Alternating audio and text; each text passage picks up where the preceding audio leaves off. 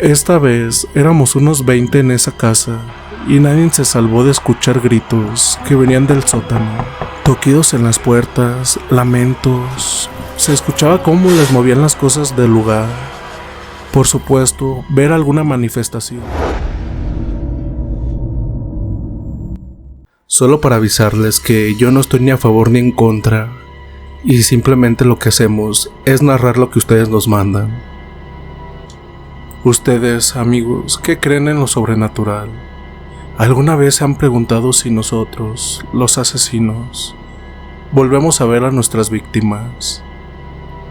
Hoy, aquí, desde donde me encuentro, en estas 4 paredes, aislado de la sociedad, cumpliendo una condena en la que muy seguramente me llegará la muerte primero que la libertad.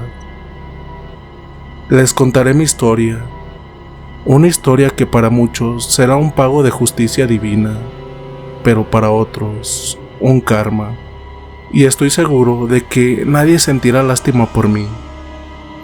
A continuación les comentaré mi historia, la historia de terror de un sicario. Soy originario de un pueblito serreño en el norte de México, un pueblito de ensueño que en verano se cubre de lluvia y neblina entre los pinos y montañas, y que en invierno blanquea con la nieve y el frío. Es un pueblo de ensueño, sin embargo, hace tiempo se convirtió en una pesadilla, pues ese mismo clima es el que permite que la amapola crezca muy bien. El crimen organizado hace años controla a los pobladores, obligándolos a sembrar amapola a cambio de unos cuantos pesos y dejarlos con vida.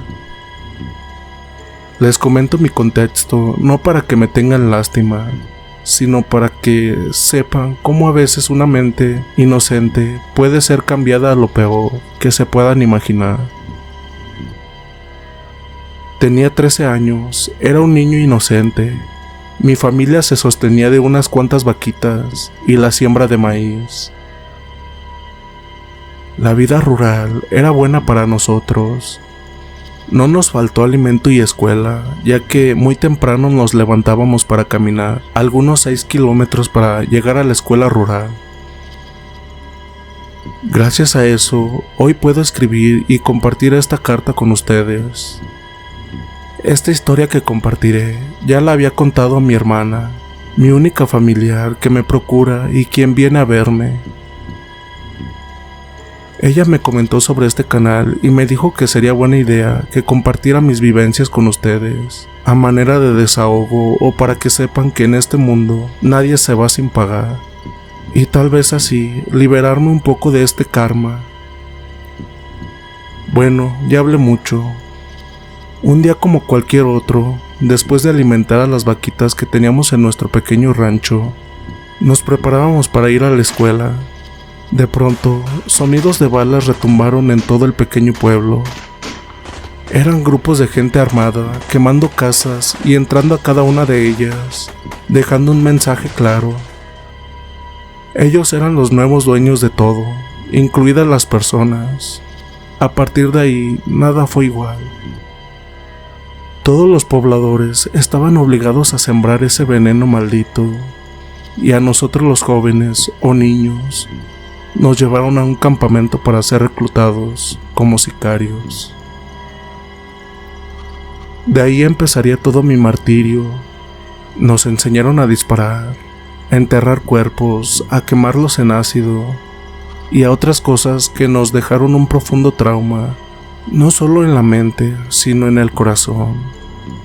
Recuerdo un día, uno de los niños que apenas tenía algunos 14 años, quiso escapar. Para mi mala fortuna, en ese momento en que gritos nos despertaron, yo fui de los primeros en salir. Uno de los señores que nos estaban entrenando me dio un rifle y me ordenó que disparara. No quería hacerlo, se los juro, pero me amenazó. Puso su pistola en mi cabeza y dijo: o es él o eres tú. No tuve más que disparar. Yo no era bueno disparando, pero por alguna razón, y vaya que yo sí creo en el mal y en el diablo, Esa bala fue a dar justo a la cabeza de ese muchacho. Aquellos hombres celebraban entre gritos y comentaban a todos que eso pasaría a quien quisiera escapar. Amaneció. Yo no había dormido. Quitarle la vida a alguien es algo que no puedo plasmar en palabras. Es lo peor que se puede sentir. 3 días después de lo que había pasado, seguimos en ese campamento improvisado en la sierra. Recuerdo una noche cuando ya todos en su mayoría dormíamos. Escuchamos 3 balazos. En eso nos despertamos y salimos todos afuera. Era uno de esos malditos señores que nos había raptado. Estaba como loco, estaba llorando. Dijo que había visto a aquel muchacho que recién hace 3 días acababa yo de abatir cobardemente.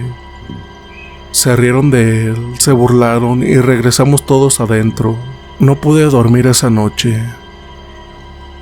Aquella noche comencé a escuchar la voz de aquel muchacho muy cerca de mi oído. Las manifestaciones comenzarían ahí. Era su voz. Luego estaba parado a los pies de mi cama, con aquella herida de bala en la cabeza. Sus ojos eran de furia, no decía nada, pero no necesitaba decir. Era tan claro verlo ahí parado, enojado, viéndome fijamente, con aquella herida en la cabeza. Dios, decía yo, ¿qué hice? Yo solo era un niño también.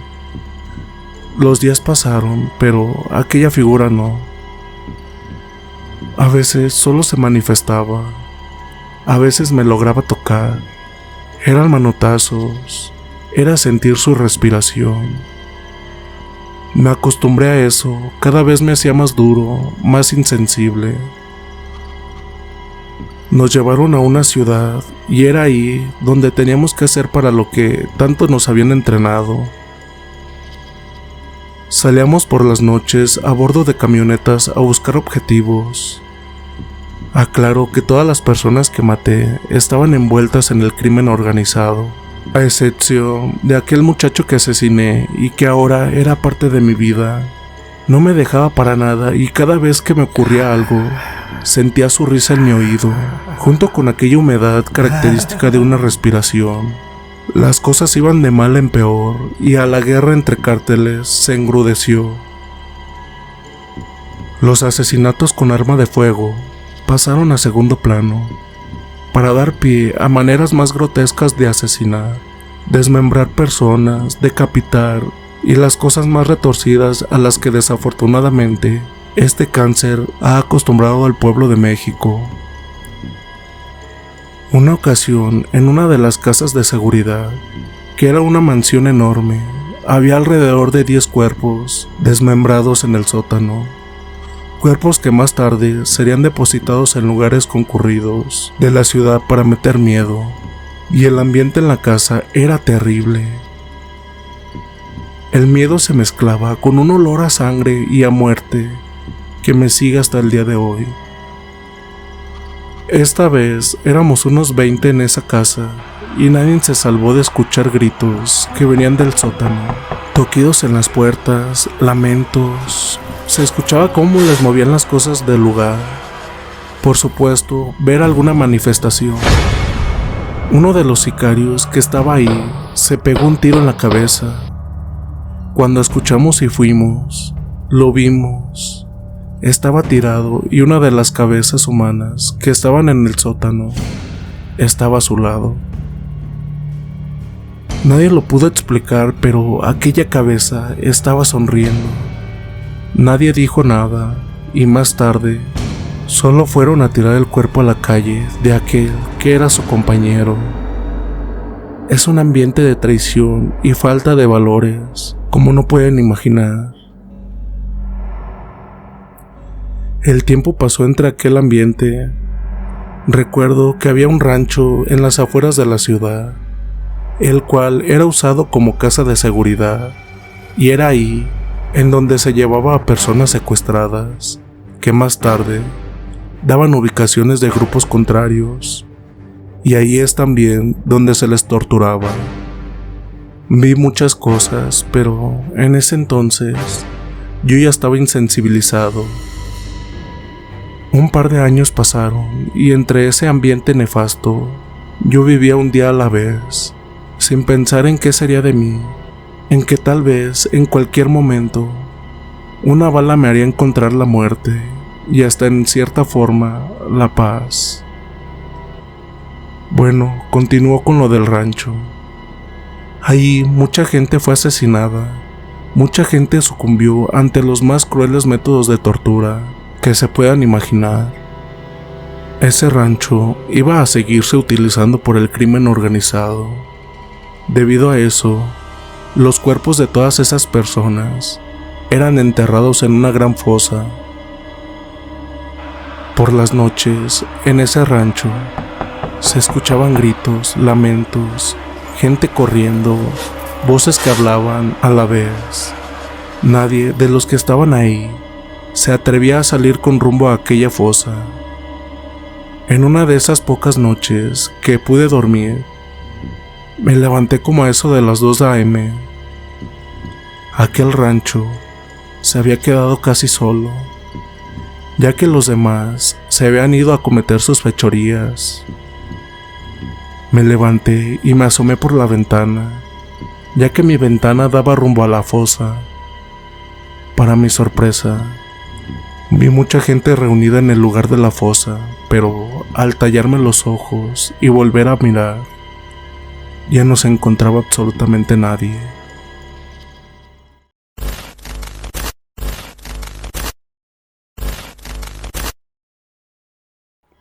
Hace tiempo fui conocido en los oscuros callejones de la ciudad como el fantasma. Siempre ocultaba mi rostro tras una máscara y me vestía completamente de negro. Nadie sabía quién era en realidad ni cuál era mi verdadero nombre. Pero mi reputación era tan temida que mi nombre se susurraba en voz baja, llenando de pavor a todos aquellos que lo escuchaban. Trabajé para una de las organizaciones criminales más peligrosas de la ciudad. Me conocían por mi eficiencia y por el hecho de que siempre dejaba un macabro sello en cada uno de mis trabajos. Cortaba la lengua de mis víctimas y dejaba que se desangraran mientras observaba en silencio, como si disfrutara del sufrimiento ajeno. Una noche recibí un encargo que me cambiaría mi vida para siempre. Me pidieron que asesinara a una mujer joven y hermosa llamada Ana. Lo intrigante del caso era que no había razón aparente para eliminarla. La única instrucción que recibí fue que debía ser especial. Me emocioné ante el desafío y me dispuse a llevar a cabo el trabajo. Esa misma noche me infiltré sigilosamente en el apartamento de Ana. La encontré dormida y vulnerable, pero antes de que pudiera llevar a cabo mi tarea, algo extraño sucedió. Ana abrió los ojos y me miró directamente a los míos. No sentí miedo ni pánico en su mirada, sino tristeza y resignación, que eso provocó en mí algo tan fuerte que no sabía qué hacer. Sentí una punzada de curiosidad y, en lugar de matarla, decidí escucharla. Ana me contó una historia de abusos y sufrimiento, de una vida marcada por el dolor y la soledad.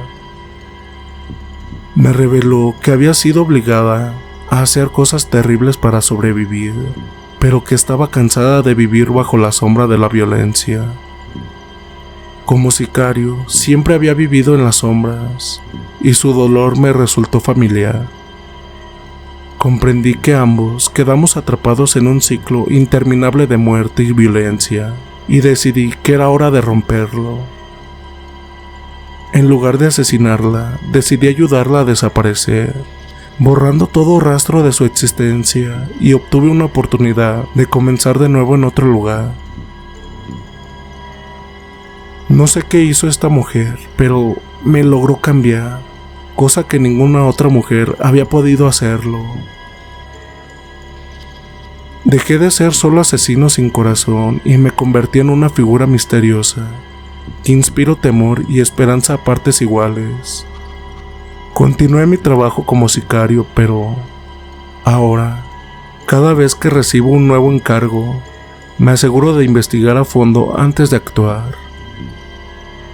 Sabía que siempre había una historia detrás de cada persona y estaba dispuesto a descubrirla antes de juzgar y condenar. Y bien, ¿qué tal les pareció estas dos experiencias que fueron compartidas por unos seguidores que se pusieron en contacto con nosotros por medio de correo? Y pues si ustedes tienen alguna experiencia que les gustaría compartir con la comunidad, nos la pueden hacer llegar al correo enviatuanecdota@gmail.com o bien por nuestra página de Facebook o grupo.